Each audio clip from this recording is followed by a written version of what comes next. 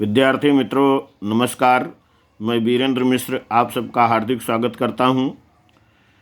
मित्रों, आज हिंदी प्रथम भाषा कक्षा 10 गुजरात माध्यमिक शिक्षा बोर्ड द्वारा जो प्रश्न पत्र लिया जाता है उसके संभावित प्रश्न पत्र 2023 के वर्ष के प्रश्न पत्र और उसका आदर्श उत्तर किस तरह लिखना चाहिए वह आप लोगों को मार्गदर्शन हेतु यहाँ पर प्रस्तुत करने का नम्र प्रयत्न करता हूँ। तो हिंदी प्रथम भाषा कक्षा 10 विभाग डी यानी चौथा जो विभाग है उसकी चर्चा। प्रश्न नंबर 38, आपके विद्यालय में शारीरिक रूप से चुनौतीपूर्ण छात्र हैं, उनके लिए विद्यालय परिसर और कक्ष में किस तरह के प्रावधान किए जाएं? प्रशासन को इस संदर्भ में पत्र द्वारा सुझाव दीजिए। 3 नंबर का ये प्रश्न पूछा जा सकता है। तो पत्र कैसे लिखें उसका संक्षेप में मार्गदर्शन। तो उत्तर, शिक्षा निदेशक, शिक्षा निदेशालय, नया सचिवालय, गांधीनगर, गुजरात, 12 जुलाई 2022। विषय, शारीरिक रूप से चुनौतीपूर्ण छात्रों के लिए उचित व्यवस्था हेतु प्रार्थना पत्र, ये विषय। उसके बाद मित्रों महोदय, निवेदन है कि हमारे विद्यालय में शारीरिक रूप से अपंग छात्र पढ़ते हैं। उनकी इच्छा शक्ति प्रबल है किंतु शारीरिक रूप से विपन्न होने के कारण उन्हें अनेक कठिनाइयों का सामना करना पड़ता है। ऐसे आप पत्र लिख सकते हो। आगे, ऐसे विद्यार्थियों को ध्यान में रखकर यदि उनके अनुरूप कुछ सुविधा मुहैया यानी प्रबंध कराया जाए तो निस्संदेह उनकी कठिनाइयों में कमी आ सकती है। विद्यालय का कक्ष नीचे लाया जाए। कक्षा में कुछ छात्रों को बेंच पर बैठने में असुविधा होती है, उनके लिए गद्दे आदि का इंतजाम किया जाए तो इन शारीरिक रूप से विपन्न छात्रों की कठिनाइयों को कम किया जा सकेगा। आशा है कि आप उचित कार्यवाही करेंगे। धन्यवाद। भवदीय सुनैना यादव, कक्षा 10A, आदर्श विद्यालय, वडोदरा। यहाँ प्रारूप पत्र किस तरह लिखना चाहिए वो बताने का नम्र प्रयत्न है।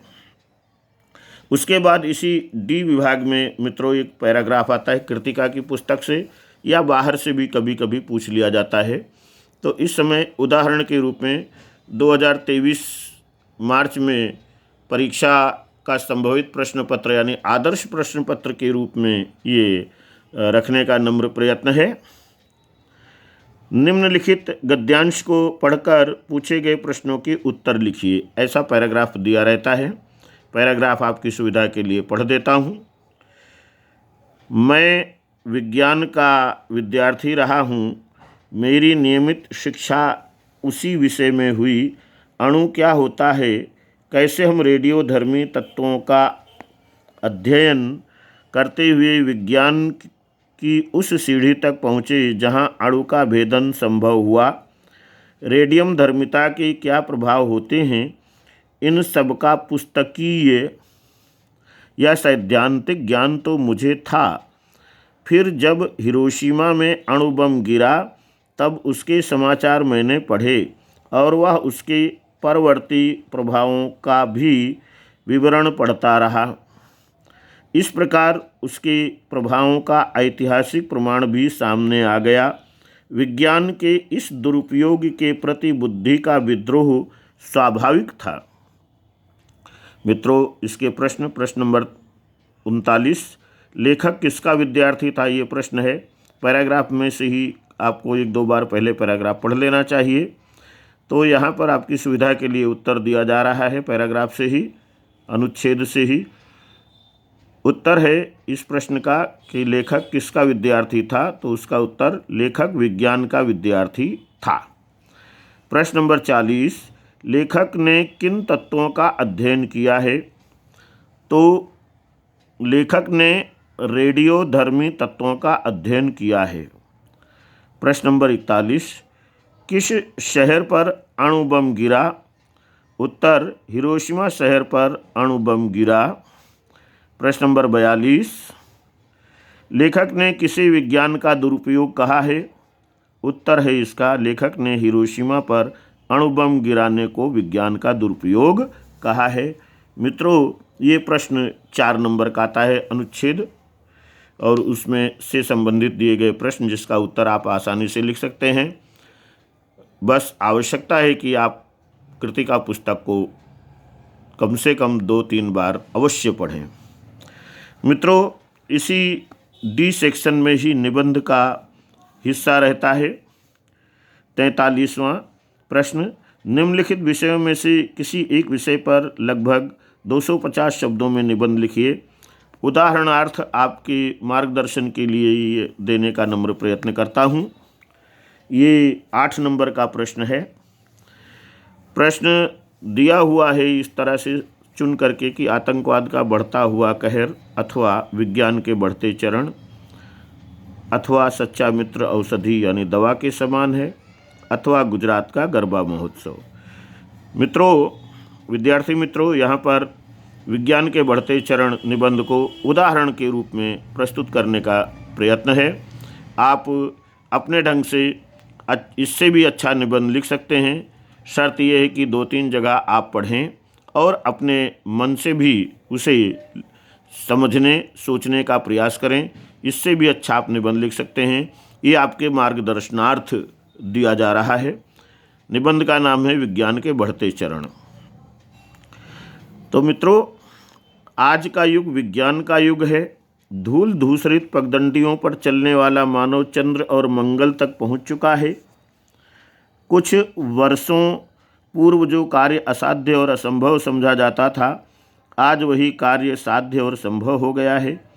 आज समाज में नित्य नए परिवर्तन दिखाई दे रहे हैं। विश्व सुंदर से सुंदरतम की ओर बढ़ता जा रहा है। इन सब का रहस्य क्या है? इन सब का रहस्य है विज्ञान के बढ़ते चरण। अगला पैराग्राफ, आदि मानव पर्वत की कंदराओं यानी गुफाओं में रहता था। अपनी क्षुधा पूर्ति यानी भूख के लिए निरीह प्राणियों का वध करता था। जंगली प्राणियों से भयभीत त्रस्त जीवन बिताने को मजबूर हो जाता। ना उसका अपना कोई विशेष परिवार था और ना समाज। पशुवत जीवन यापन करना ही उसके कर्मों की इतिश्री थी। निद्रा, भय, मैथुन, आहार, ये पशुलिप्साएँ हैं 4।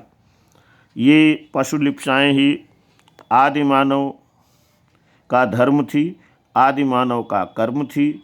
जैसे जैसे मानव जीवन सरस, सुंदर, सुखद और सुविधापूर्ण हो गया है, विज्ञान की नित्य नई खोजों के कारण प्रकृति का रहस्य खुलता जा रहा है। मनुष्य की जिज्ञासाएं तृप्त होती जा रही हैं, कल्पनाएं साकार होती जा रही हैं। विज्ञान मानव जाति के लिए वरदान सिद्ध होता जा रहा है। विद्यार्थी मित्रों, निबंध का अगला हिस्सा, विज्ञान ने प्रायः सभी क्षेत्रों में प्रगति की है। यातायात के क्षेत्र में आज मानव के जल, थल, स्थल और नभ में चल रहे हैं। शब्द से भी तेज गति के यान प्रयोग में आने लगे हैं। स्वास्थ्य के क्षेत्र में असाध्य रोगों का भी इलाज होने लगा है। अंधों को आँखों की रोशनी मिल रही है। अंग भंग शरीर वालों के शरीर से विकृति दूर की जा रही है। असुंदर को सुंदर बनाने की प्रयोग और प्रयास सफल हो रहे हैं। घर बैठे बैठे दुनिया की सैर कर सकते हैं। किसी भी देश की सचित्र जानकारी उसी क्षण मिल जाती है। अपने दूर बैठे संबंधियों से दूरभाष यानी टेलीफोन के माध्यम से बात कर सकते हैं। विज्ञान की उन प्रगति के विषय में जितना भी कहें कम है। सागर की गर्त से पर्वतों की बर्फीली चोटियों तक, पृथ्वी में विशाल आकाश तक, यहाँ तक कि रसोई घर की पार्लियामेंट भवन तक विज्ञान के चरण पहुँच चुके हैं। विज्ञान ने सृष्टि के सौंदर्य को सजाने में, संवारने में अपना अपूर्व योगदान दिया है। प्रत्येक वस्तु के दो रूप होते हैं। मित्रों, यहाँ से पैराग्राफ बदला है। एक सुंदर, दूसरा असुंदर। जहाँ एक और विज्ञान ने मानव जाति का महान हित किया है, वहीं अहित भी कुछ कम नहीं हुआ है। विज्ञान ने मानव को आलसी तथा परावलंबी बना दिया है। मानव प्रकृति से दूर होता जा रहा है, वास्तविकता से दूर अवास्तविक जीवन की ओर अग्रसर होता जा रहा है।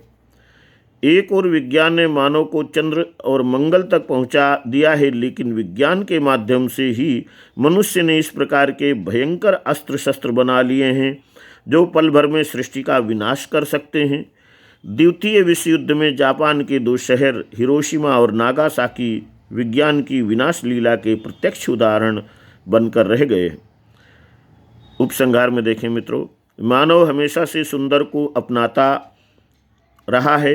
यदि विज्ञान के क्षेत्र में भी सुंदर और शिव तथा सत्य को ही स्थान दिया जाए तो ये धरा स्वर्ग से भी सुंदर और सुखद बन सकती है। विज्ञान के बढ़ते हुए चरण को विनाश की ओर से मोड़कर सृजन की ओर कर देने से विज्ञान मानव जाति के लिए वरदान सिद्ध हो सकता है। और आज के वैज्ञानिकों से अपेक्षा भी यही है कि विज्ञान को वरदान ही रहने दें। मित्रों, आपको यदि वीडियो ये अच्छा लगा हो तो प्रोत्साहन कीजिए, इसे शेयर कर सकते हैं, लाइक कर सकते हैं और अपने सुझाव भी भेज सकते हैं। मित्रों, ये जो है आपको वीडियो देखने के लिए धन्यवाद। जय हिंद।